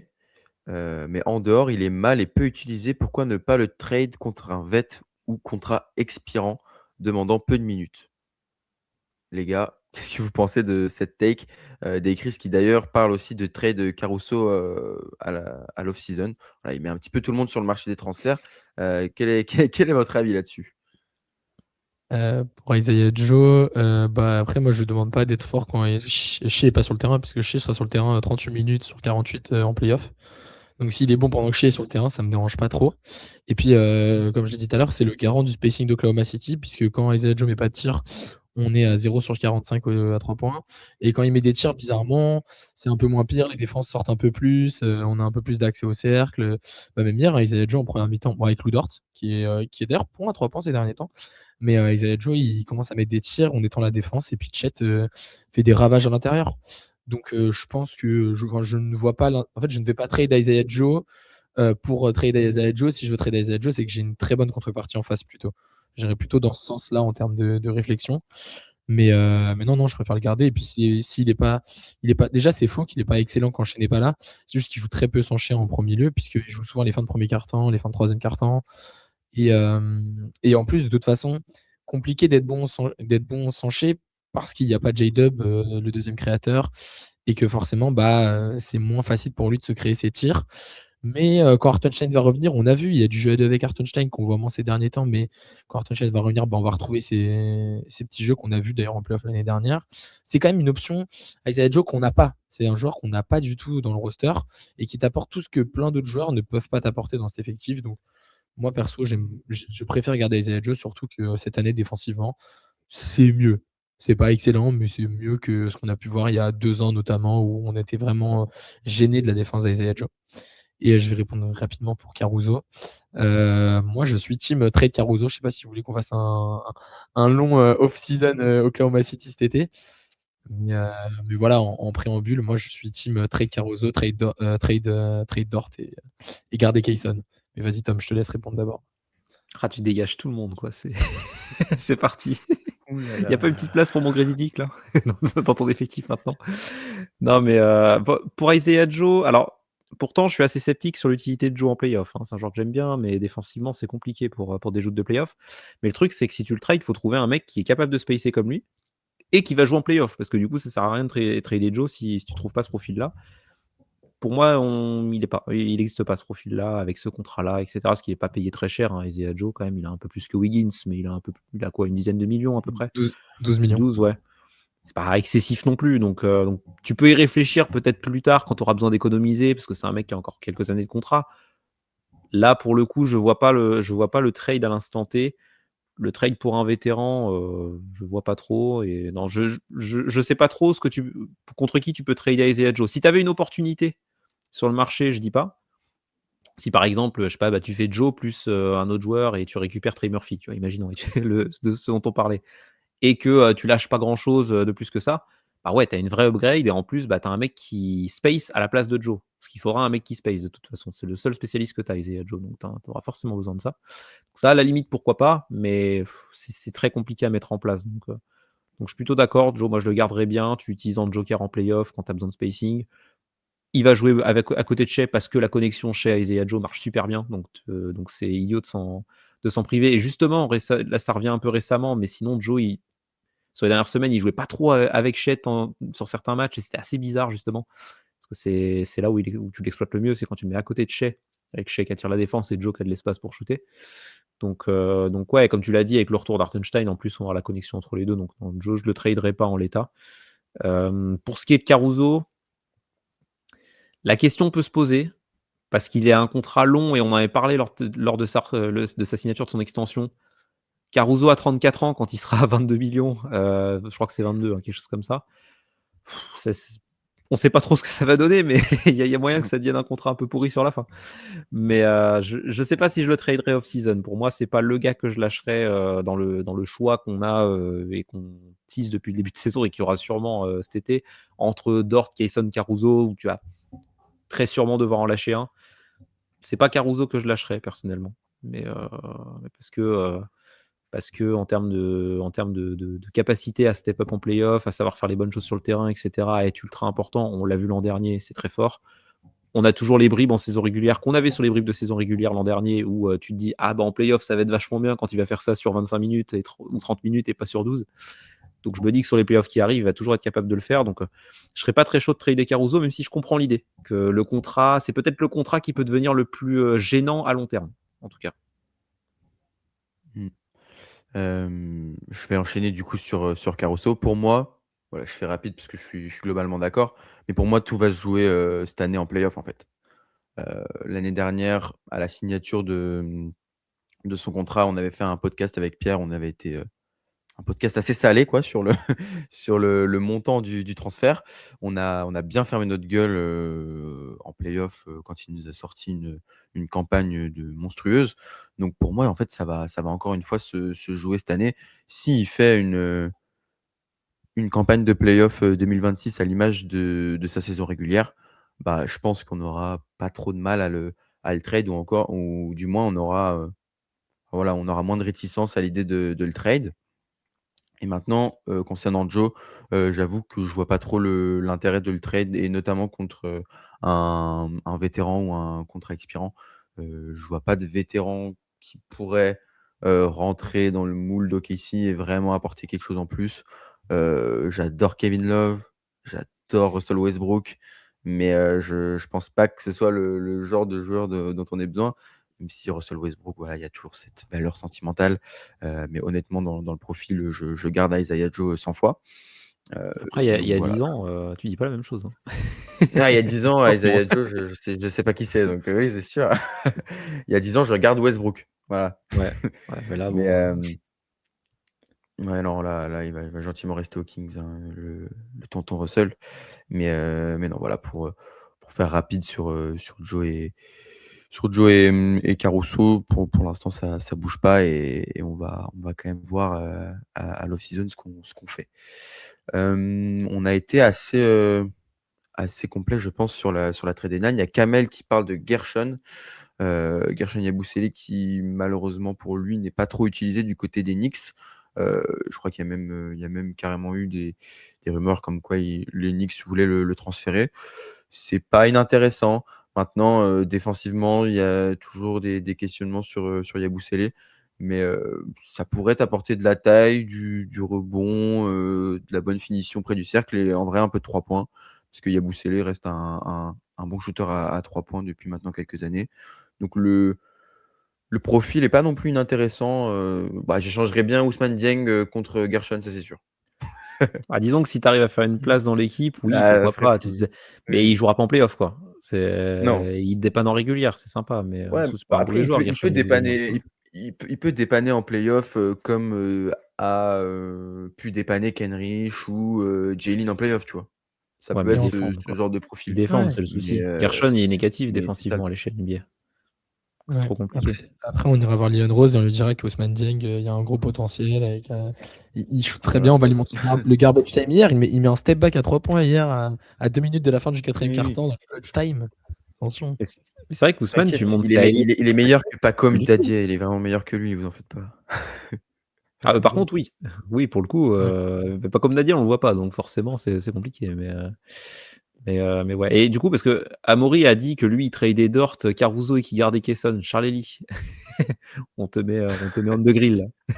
Ouais. Cet été, là, actuellement, ce serait quoi ton choix? Moi, ouais, je disais que moi, j'étais assez de ton avis, Amaury. Enfin, j'aurais pas peur de transférer, Lou Dort, et ou Caruso à l'off-season. Après, évidemment, c'est vraiment sous réserve des performances en playoff, quoi. Mais j'avoue que Lou Dort, j'étais l'un de ses gros défenseurs sur les 2 dernières années parce qu'on lui tapait encore dessus alors qu'il avait vraiment. Enfin, il s'était vraiment adapté au jeu d'OKC, mais il tirait juste ses 3 points, il les rentrait et il défendait. Bah maintenant, il tire des 3 points, mais il les met pas. Il prend des mi-distances qui me rendent fou. Et défensivement, bon, bah, certes, s'il jouait les Cavs tous les soirs, ça serait incroyable. Mais en fait, tu sens que Cason Wallace est vraiment en train de prendre le pas. Enfin voilà, Cason Wallace, en sortant du banc et en startant de temps en temps, il a été élu, meilleur défenseur, du mois. Enfin, c'est quand même pas rien. La saison de Cason Wallace, même s'il y a un petit coup de moins bien, en ce moment, défensivement, c'est exceptionnel. Donc ouais, j'avoue, j'aurais pas peur de laisser les clés à Cason Wallace, sachant qu'on pourrait potentiellement lui offrir un contrat à Cason qui serait, je pense, peut-être un petit peu moins élevé que celui de Dort ou à la limite, égal. Mais ouais, c'est sûr qu'il y a possibilité de tourner la page, je pense. Et pour répondre à Pastaga, évidemment très, très bon pseudo une nouvelle fois. C'est sûr que historiquement la franchise respecte ses fidèles soldats, mais moi, oui, Presti est un bon gars, mais Presti aura pas non plus peur, je pense, de faire des trades s'il veut avoir la meilleure équipe et le meilleur roster. Enfin, on a vu des trucs en NBA, choquants. Moi, j'avoue, le transfert de Marcus Smart, voilà, je m'en rappelle encore. Alors c'est sûr que Presti est pas le même GM que Brad Stevens, mais bon, faut quand même, se rappeler que c'est la NBA. Avec Ouais, Guy Ziouziou, qui en est plus, peut-être le compte secondaire de Pierre, hein, d'ailleurs, en parlant de Poku. Après, elle a dans la théorie de Poku, c'est pas faux, hein. Si Poku avait atteint la théorie qu'on lui attribuait, super joueur de basket, hein, ça, pour le coup, il y a pas de souci.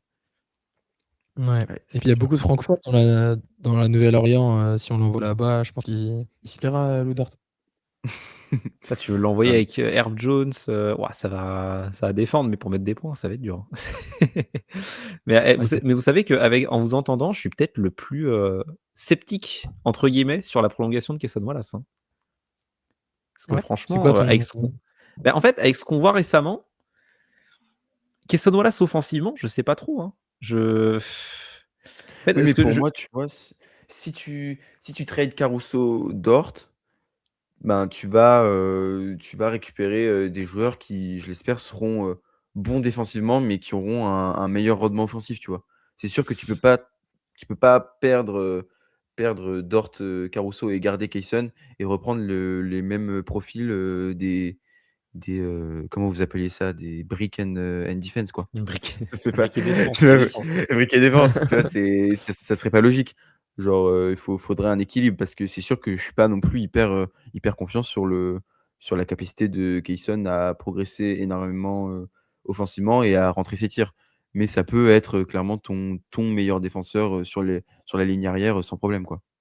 Mais le souci, c'est que si tu trades Dort et Caruso, il va falloir que tu trades pour des salaires plus bas. Parce que sinon, ça sert à rien de les trader, tu les gardes en fait. Parce que c'est des joueurs intéressants.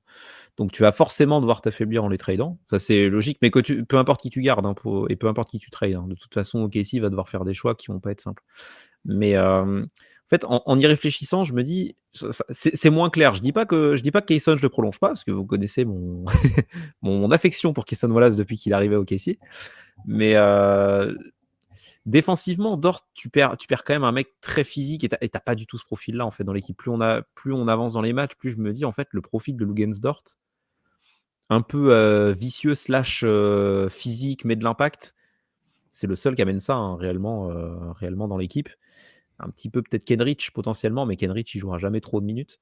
Donc je me dis que c'est compliqué. Puis surtout offensivement, Luguentz-Dort, faut pas sous-estimer sa qualité de tir qui est la meilleure des 3 joueurs qu'on a cités. C'est clairement le meilleur shooter entre lui, Caruso et Kayson. Pour le coup, Caruso, de toute façon, on a vu des matchs contre les Spurs, puis même le dernier contre Cleveland, là, avant qu'il sorte, où il rate 4 tirs à 3 points grand ouvert. Caruso, tu peux essayer de lui faire le traitement de Josh Giddey et de le laisser grand ouvert et de voir ce qui se passe. Et Kayson, c'est un peu le cas aussi, quoi. C'est ça le souci, c'est que Kayson, il t'apporte un petit peu de création, mais pas à niveau playoff. Il t'apporte un peu de shoot, mais pas à niveau playoff. Et on voit de moins en moins les coupes off-ball et l'utilité off-ball. Donc en fait, je me dis, Kayson Wallace offensivement, si on continue sur la dynamique qu'il a depuis quelques semaines, voire un mois, là, c'est pas facile en fait d'avoir Kayson Wallace sur le terrain en playoff parce qu'il peut être ciblé sur son attaque. Luguentz-Dort, je trouve que c'est un peu plus dur étonnamment parce que c'est un mec qui va être un shooter de série, mais qui va avoir des séries à 3 points. Et globalement, on va pas être trop affecté par le fait de rater des tirs. Là, son début de saison, ça rentrait pas. Mais c'est un mec qui continue de prendre des tirs, qui prend plutôt des bons tirs, Luguentz-Dort, pour le coup. Il prend pas des 3 points ultra contestés ou des 3 points en mouvement. Il sait ce qu'il a à faire, c'est un spot-up shooter, point barre. Donc, je me dis, en play-off, en plus, on sait à quel point, quand Luguentz-Dort rentre ses 3 points, c'est des moments souvent charnières des matchs de KC importants où tu peux faire un run. Je le condamne moins qu'en début de saison, entre guillemets. Pour cet été et pour les choix à faire cet été, je suis moins catégorique sur le fait qu'on va devoir se séparer de Luguentz-Dort parce que vu ce qu'il apporte, en plus il y a quelques progrès en lecture de jeu aussi qu'on voit récemment, notamment sur le volet offensif. La petite passe ligne de fond pour Wiggins à 3 points contre Cleveland m'a fait très plaisir. Mais ouais, je suis moins catégorique là-dessus. Je suis beaucoup plus hésitant qu'au début de saison ou même au bout d'une quinzaine de matchs où je me disais, en fait, Kayson, on va le garder, il est trop fort défensivement et en attaque, il sera un peu utile. Et Luguentz-Dort, en fait, quand il rentre pas ses 3 points, c'est compliqué. C'est un peu plus difficile de choisir, je trouve. Après, de toute façon, ça sera pas un plaisir de se séparer de n'importe quel joueur, quoi. On va le faire parce C'est sûr. on l'est obligé et évidemment, enfin, je sous-estime pas l'impact, de Dort, sur l'effectif, hein. Mais, en tout cas, je suis beaucoup plus, à même de le trade que l'an dernier, par exemple. L'an dernier, j'étais beaucoup plus, Dort, il faisait une saison en vrai, l'année dernière, Dort, c'était limite sa meilleure saison de l'année. Donc en fait, c'était presque inenvisageable de le trade. Maintenant, cette année, forcément, avec les années qui passent, tu as un Kayson quand même qui est plus jeune qui arrive, tu te poses quand même un petit peu plus les questions. Ouais. Et puis, on en a pas parlé encore, mais on va devoir aussi prolonger Hartenstein peut-être. Donc ça peut aussi changer des choses. Si Hartenstein part parce qu'on n'est pas d'accord avec lui ou qu'il veut changer, peut-être qu'on pourra prolonger plutôt 2 sur les 3 enfin garder 2 sur les 3 puisque Caruso est déjà sous contrat. Enfin, on va devoir aussi s'adapter à ça. Voilà, moi je Mmh. pense que la priorité c'est de prolonger Hartenstein parmi tout ça. Mais, on verra bien quand l'été arrivera, qui aura performé en playoff. Je suis d'accord avec Charlie sur ça aussi. C'est que les performances en playoff vont quand même beaucoup déterminer. Déjà, un, qui nous on veut garder, et puis deux, quel contrat ils vont demander. Parce que ça, on n'en parle pas beaucoup. Mais pour l'instant, Kayson Wallace, si on en reste là, je ne sais pas s'il peut demander plus de 15 millions. Allez. Parce que Lou Dort est à 19. Je pense que Kayson fait pas une bonne saison. Donc soit il va dire: «OK, moi je vais faire ma 4e année et puis ils vont me prolonger après, je suis restricted free agent». Soit il va demander, je le vois pas demander plus de 15 millions cet été honnêtement. Alors qu'un Lou Dort qui a déjà 20 millions, bah, il demandera pas en dessous de ce qu'il a. Donc déjà pour moi c'est plus cher. Après voilà, on verra les playoffs, ça va dépendre de ça aussi. 15 millions, Cason Wallace, c'est pas cher, hein. Heu, Franchement, souvent les extensions rookies, c'est des beaux contrats. C'est ouais, des je belles suis sommes donc 15 millions, c'est déjà pour moi, c'est honnête, hein. ah bah, si on le signe à 15 cette millions, moi saison. je le prends, il y a pas de souci. Mais c'est que Oui, c'est honnête. je suis pas sûr que ce soit le cas, tu vois? Bah, moi, ce que Même je disais, c'est soit un petit peu moins, soit le prix de Dort, quoi. Dort, c'est 18 millions. Voilà, quoi, J'essaye de voir les pour 10 contrats ans. de un la truc du draft genre. de ceux qui ont signé des extensions cet été, tu vois? Mais Mais ouais. ouais, faut voir. Mais tu vois, Shadon Sharp de tête, alors Shadon Sharp, c'est pas le même profil, mais tu vois, c'est un joueur imparfait qui défend pas très bien et qui attaque, mais qui est pas très efficace. L'extension qu'il a signée cet été de tête, je crois que c'est du 18 l'année, quelque chose comme ça, hein. Ça monte Ouais, assez mais vite pour le coup, hein. c'est un joueur qui score, donc directement, tu montes quand même un petit peu plus vite, je Ouais. pense. Pas efficace et en plus pas tout le temps titulaire dans une équipe qui était même pas au play-in, hein. Ouais, ouais, non, Donc mais je suis d'accord. là je regarde, ouais, il a signé, 90 sur 4, tu vois? Mmh. Donc c'est du, plus de 20 millions l'année. Ouais, ouais. Ça Ouais, monte assez vite, hein. ah, Donc c'est cher payé. C'est cher payé. Bon, on a fait le tour, côté trade, on va passer à autre chose rapidement, les récompenses. Heu, Git63 qui demande si Chet sera All-Star. Je vais un petit peu agrémenter la question et vous demander si Chet sera Depoy. All-Star et Depoy cette année ou pas? Et où Depoy? bah, All-Star, oui. Pour moi, on en a parlé avec Pierre et Amaury, il y a quelques jours. C'est un scandale s'il est pas All-Star, pour moi. Vu le niveau proposé, ce serait aberrant, pour le coup, qu'il soit pas All-Star et je pense qu'il le sera, hein. J'ai assez peu de doutes là-dessus, pour le coup. Depoy, bah, ça dépend de la concu. Si je devais faire un classement Depoy, pour l'instant, j'avoue que ce serait mon Depoy, mais c'est sujet à débat. Vu que c'était pas le meilleur défenseur d'OKC sur le premier mois et demi de compétition, ça peut se discuter. Si Victor Wembanyama est éligible, bah, tout de suite, ça devient plus la même chose que s'il n'est pas éligible pour le coup. Et puis même, il y a d'autres concurrents, tu vois, Rudy Gobert, Scotty Barnes, des mecs comme ça qui sont très forts défensivement aussi. Donc franchement, ça se discute. Personnellement, Chet serait mon Depoy et si je devais faire un pronostic, je vais rester sur le pronostic que j'avais fait en hot take lors de la preview. Il sera Depoy. Voilà. Continue de se mouiller. Ouais. Ben, All-Star encore une fois, c'est un scandale s'il n'est pas All-Star. Même si c'est possible. Moi, je n'exclus pas le fait que Chet ne soit pas élu All-Star. Parce qu'il y a de la plume mais encore une fois, si la meilleure équipe de l'Ouest n'a pas deux All-Stars, alors qu'elle a 5 matchs d'avance sur le deuxième, c'est pas normal. Donc surtout que Chet évolue à un niveau All-Star, pas forcément sur le début de saison, mais là en tout cas récemment, il est en train d'aller chercher lui-même son All-Star. Donc ce serait même pas un All-Star par défaut, c'est vraiment All-Star que lui est aussi allé chercher et qu'il va mériter. Concernant Deepoy, je sais pas. Je sais pas trop parce que en même temps, bah, en fait, Chet, c'est très irrégulier, je trouve, défensivement. C'est-à-dire que bah, quand Hartenstein va revenir, il va être moins impactant défensivement, comme il était en début de saison, où on parlait beaucoup d'Hartenstein, même c'était quasiment le meilleur défenseur de l'équipe sur les 20 premiers matchs, quand on n'avait pas J-Dub et qu'on avait les deux bigs. Et quand il joue 5, bah, il est Deepoy. Mais est-ce que Hartenstein va revenir? Combien de matchs il va jouer? Je pense que ça a beaucoup déterminé cette course au Deepoy. Surtout qu'on a Victor déjà qui, je pense, ne sera pas éligible parce que bah, il se blesse trop. Il a joué que 29 matchs cette saison. Il en a raté, je sais pas, 13-14 déjà. Donc il a une marche très très fine. Et en plus, moi, il y a Rudy Gobert. Moi, c'est Rudy Gobert pour moi la nouvelle target, entre guillemets, le nouvel adversaire.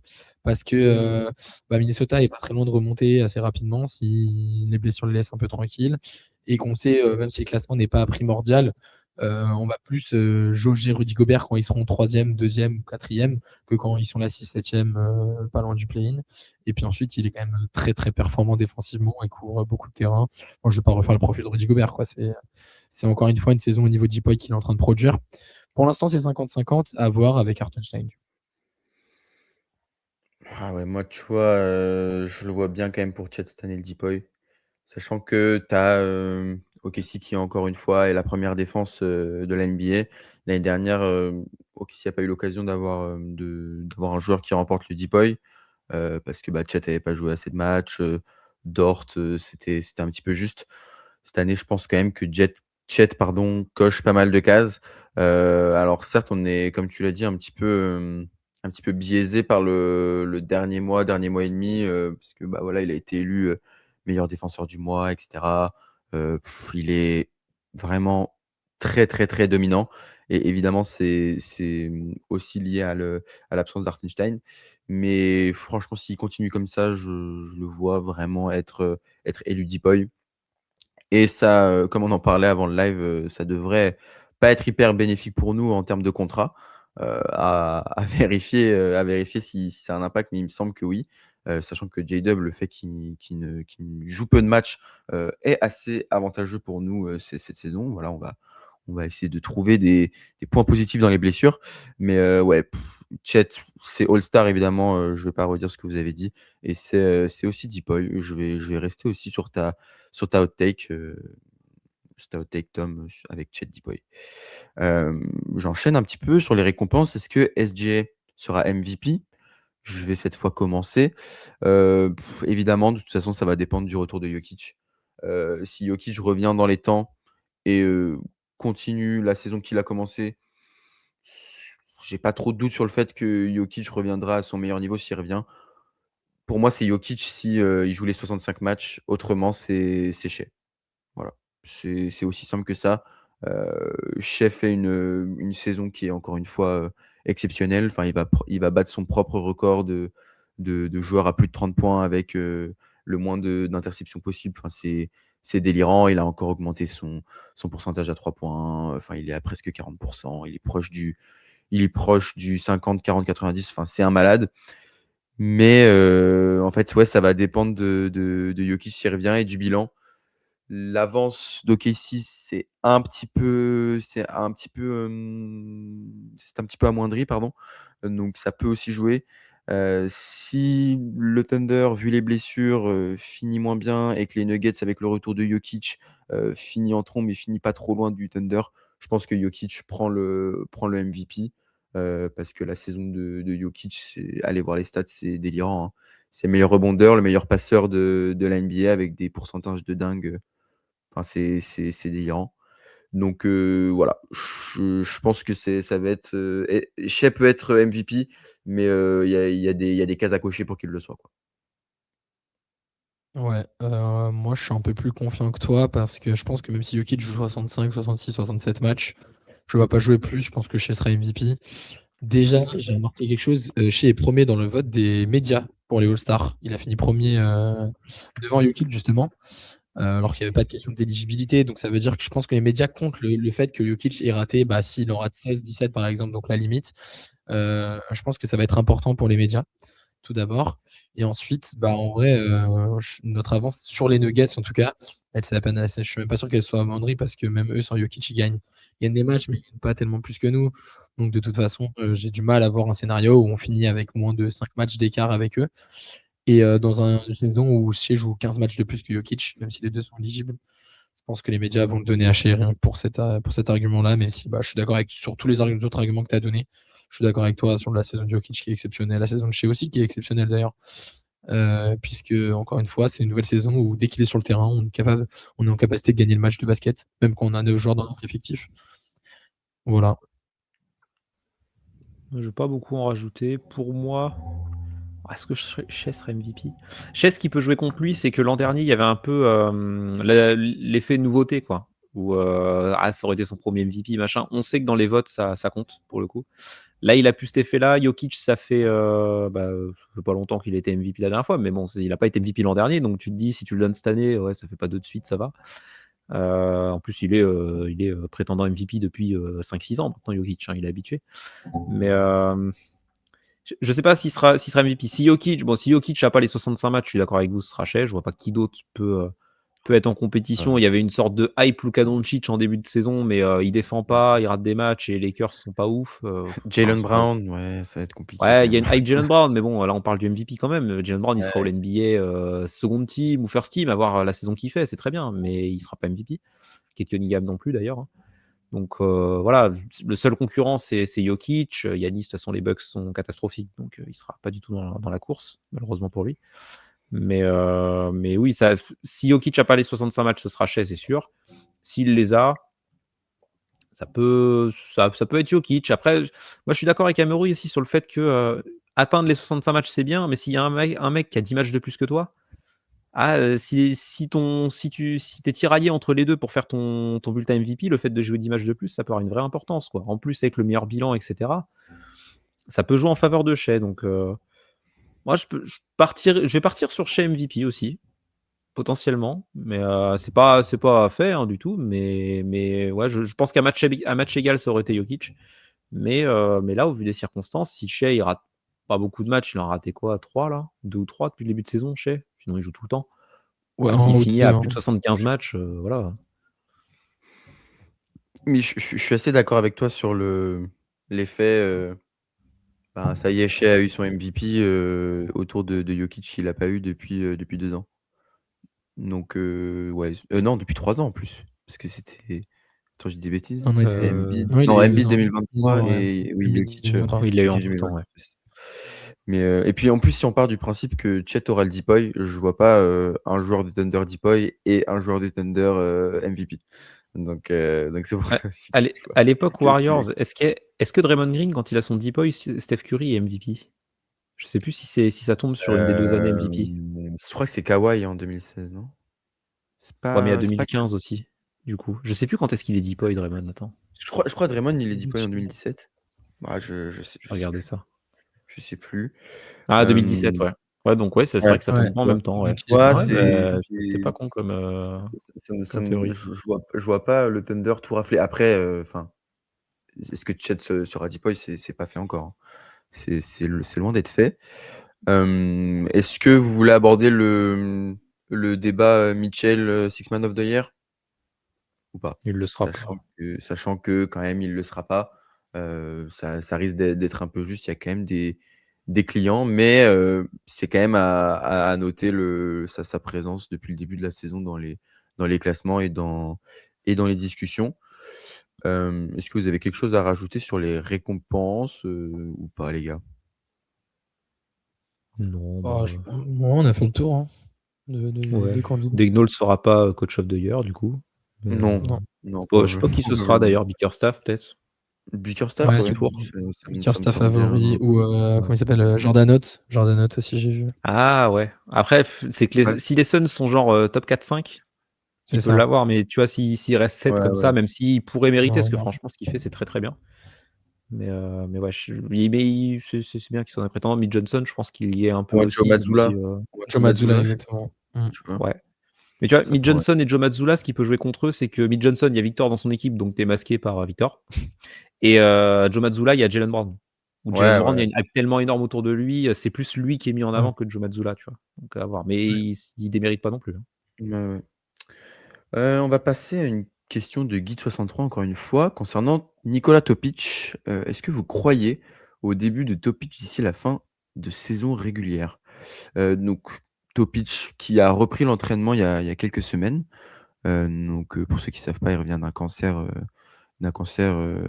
aux testicules et avant il avait eu une blessure au genou très grave. Donc voilà, ça fait longtemps qu'il a pas foulé les parquets, il les a foulés un petit peu en pré-saison, mais en tout cas, il a encore jamais joué de match NBA. Son traitement de chimiothérapie, du coup, est terminé, et donc il espère faire ses débuts. Pour ma part, évidemment, j'espère pour lui et en vrai pour le Thunder qu'il fera ses débuts cette saison parce que c'est de toute façon toujours une bonne chose pour lui de commencer et en soi, ça peut ouais, être bénéfique pour l'équipe, hein, voilà, dans un idéal, c'est vrai qu'on en a beaucoup parlé, l'attaque pardon, est très stérile, manque de mouvement et cetera. Nikola Topic viendrait un petit peu cocher ces cases, via son profil. Maintenant, voilà, s'il revient sur le terrain, c'est déjà une bonne chose. Il a eu énormément de problèmes de santé, que ce soit son genou et la maladie qu'il a eue. Donc, s'il revient sur le terrain, c'est surtout pour le futur. En tout cas, ça ne viendra pas résoudre les problèmes offensifs de Casey. Je pense que ça, c'est vraiment un idéal. S'il le fait, c'est tant mieux, hein. Mais puis même ce qu'on a vu en pré-saison, c'était pas non plus hyper convaincant. C'était intéressant, mais on voyait qu'il y avait encore du travail. Donc ça me semble un petit peu juste pour cette année. Mais s'il peut revenir tâter un petit peu le parquet, le cuir avec, les coéquipiers, notamment sur des fins de quart-temps ou dans du garbage time, c'est déjà super. Ouais, c'est ça, c'est ça. Moi, j'avoue que je l'attends pas en play-off du tout, hein, Non, mais pas en play-off. vu la nouvelle qu'on a eue en début de saison, ce serait déjà vraiment cool de le voir sur le terrain et il a l'air d'avoir bien récupéré, tout ça, donc à voir, combien de temps ça va lui prendre pour, la réathlétisation, reprendre le rythme, les 5 contre 5 à l'entraînement, tout ça, c'est toujours très flou à OKC, on sait jamais trop ce qui se passe. Mais moi, j'avoue que j'y crois, tu vois? Potentiellement post All-Star break, tu revois un peu Topic sur le terrain là, il aura fait un peu ses gammes avec le Blue et hop, tu vas le revoir un peu sur le terrain pour la fin de saison. Ça permettra en plus d'avoir des joueurs aptes à jouer au basket sur le terrain, donc c'est tout on prend à OKC, hein, pour le coup, surtout s'il faut reposer les cadres en fin de saison. Donc ouais, moi pour l'instant, moi au vu de ce qu'on voit, du peu d'infos qu'on a, je me dis que c'est possible qu'on le voit, d'ici la fin de saison et ça serait cool, on serait ravis pour le coup. Ouais, moi, je suis d'accord, c'est possible. Moi, j'y crois un peu moins parce qu'on a rarement vu des joueurs comme ça. Souvent, les joueurs qui sont blessés ou qui jouent pas, après, on n'a pas eu le cas de Topic, mais les joueurs qui sont blessés ou qui jouent pas comme ça sur la saison, ils aiment bien les faire démarrer en pré-saison, etc. Même si d'ailleurs, il a joué en pré-saison. Mais ils aiment bien les faire démarrer l'année pour qu'ils prennent le rythme de l'équipe, etc. Mais ouais, pour moi, le seul, enfin, le meilleur moyen pour lui, le meilleur contexte dans lequel il peut arriver, c'est un contexte où on a quand même, enfin, on a beaucoup de blessés, je ne le souhaite pas. Et en fait, on a besoin des minutes de top pitch pour essayer, tout simplement. Juste pour essayer de voir ce qu'il donne sur un terrain, etc. Mais le problème, c'est que si je pense que si on récupère tout le monde, on va devoir faire jouer tout le monde ensemble pour préparer les playoffs, etc. Je pense pas que Topic soit dans les plans pour les playoffs dès cette année.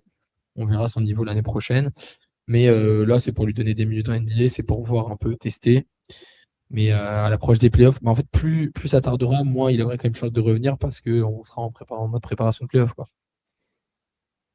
Ouais, je pense que on s'accorde tous là-dessus, mais en tout cas, c'est comme tu l'as dit, Tom, vu l'annonce un petit peu horrible qu'on a eue en début de saison, c'est déjà super de le voir, à l'échauffement, changer de coupe de cheveux du coup, mais c'est déjà cool de pouvoir le voir et d'espérer le voir sur les parquets.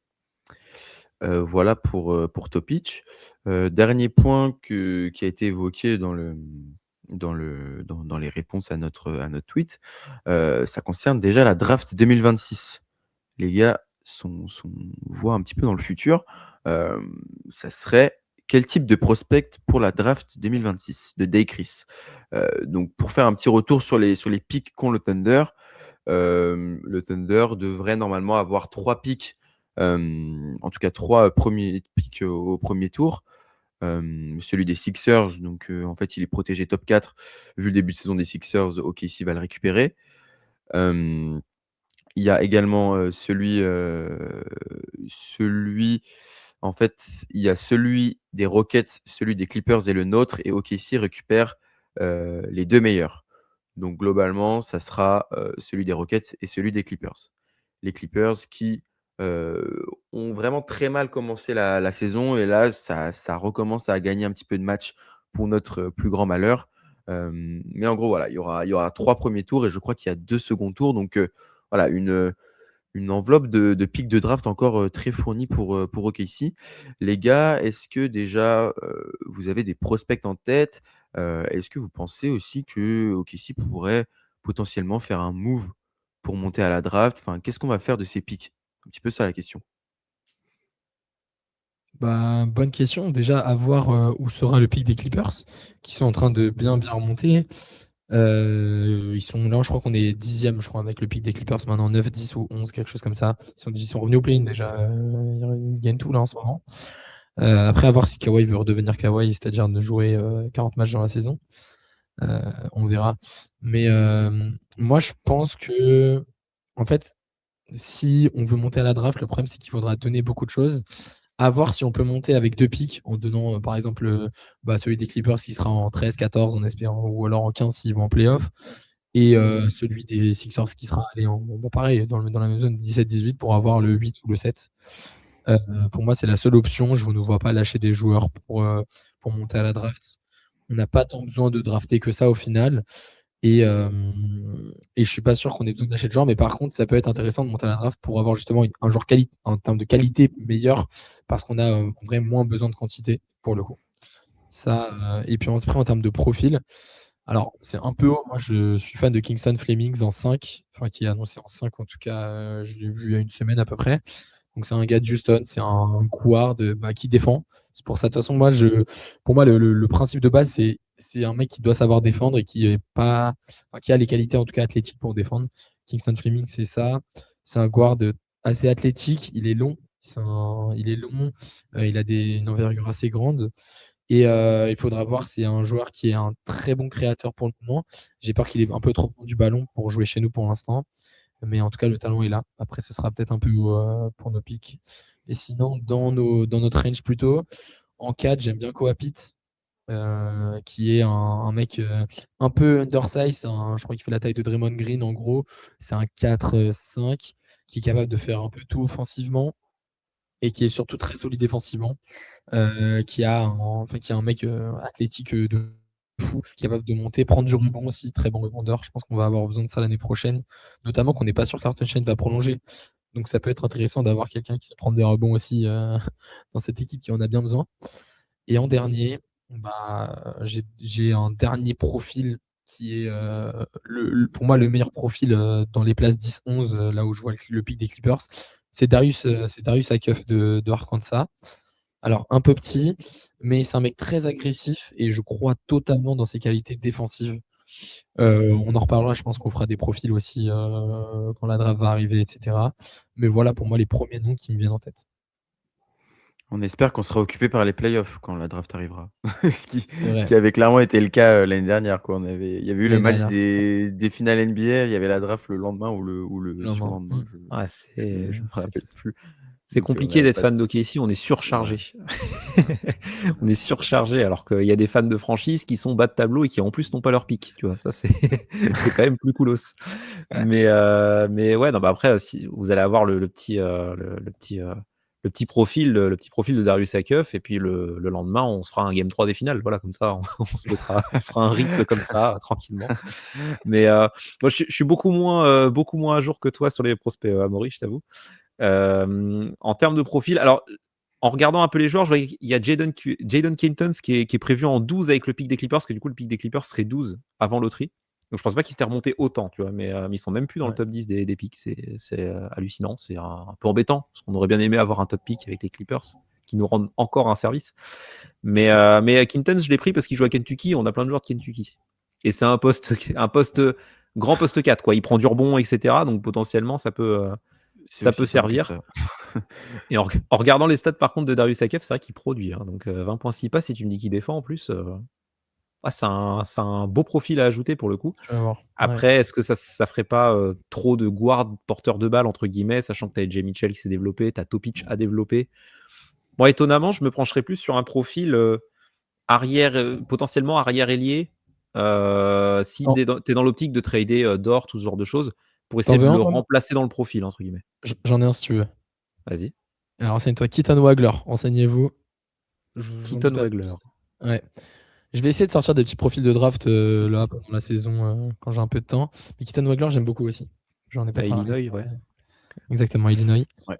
Et OK, regardez OK. Illinois, moi j'adore le jeu d'Illinois. Si Mais certains après, ouais, connaissent. c'est sûr que de toute façon, OKC sera présent, à la draft, hein. On le sait, on en a longuement parlé. De toute façon, si OKC veut durer dans le temps, OKC va être obligé d'avoir du pick et de drafter, en fait, parce que tu vas devoir avoir des joueurs, à bas contrat.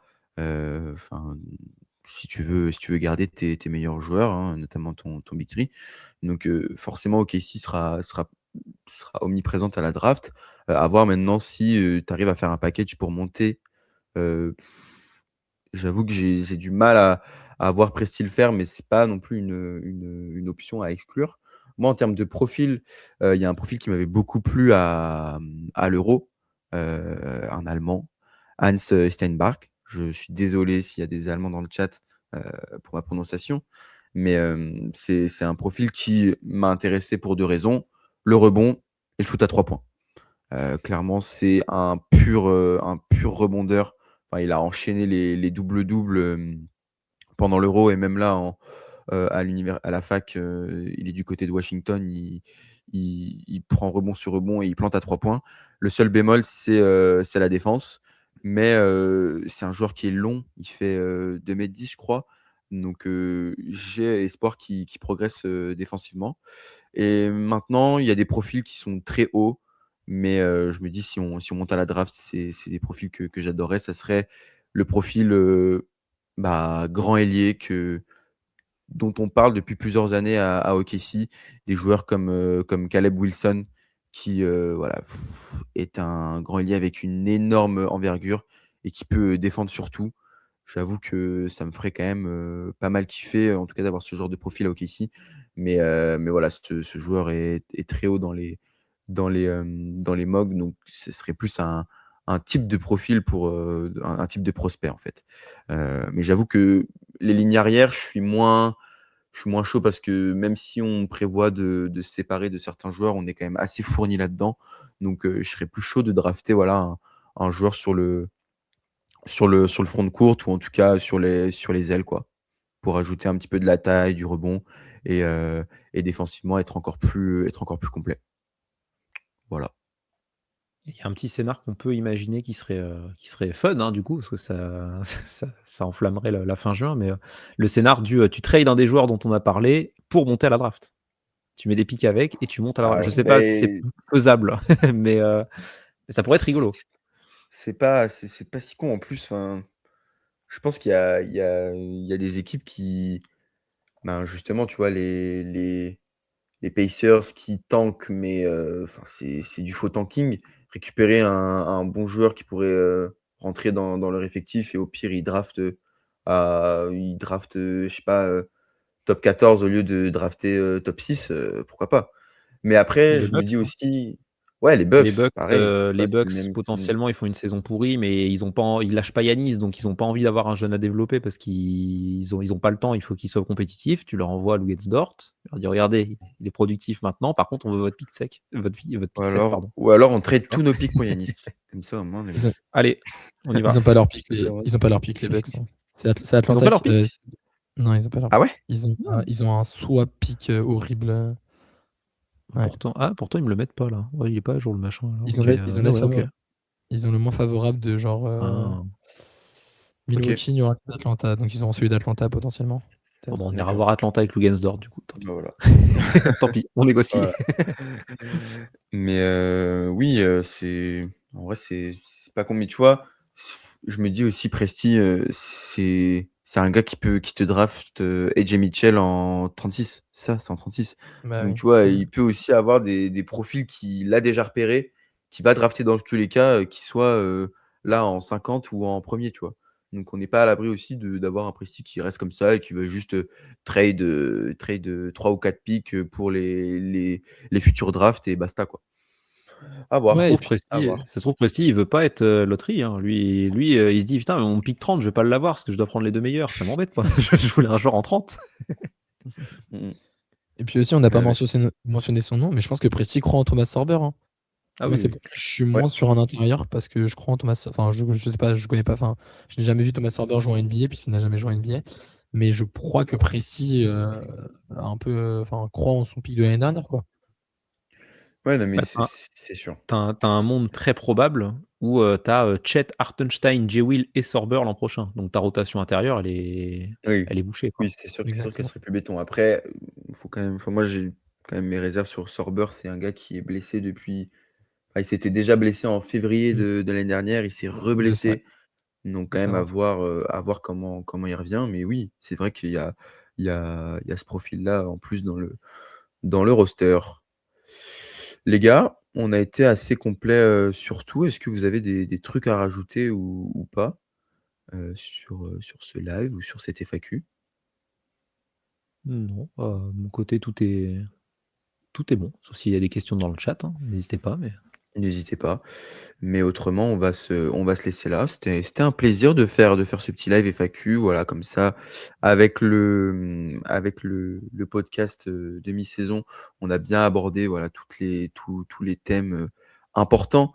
En plus, là, il y a eu des blessures, donc on a un petit peu pu faire une update de ce qui se passait dans l'actualité d'OKC. Voilà, on vous souhaite une bonne soirée et on espère évidemment que le Thunder va continuer de gagner et d'être premier de l'Ouest et de la Ligue. On espère aussi voir dans les prochains jours le nom de Chet Holmgren s'afficher lors des annonces au All-Star Game. Et puis voilà, on vous souhaite une bonne soirée et on vous dit à plus. Bonne soirée à Salut! tous.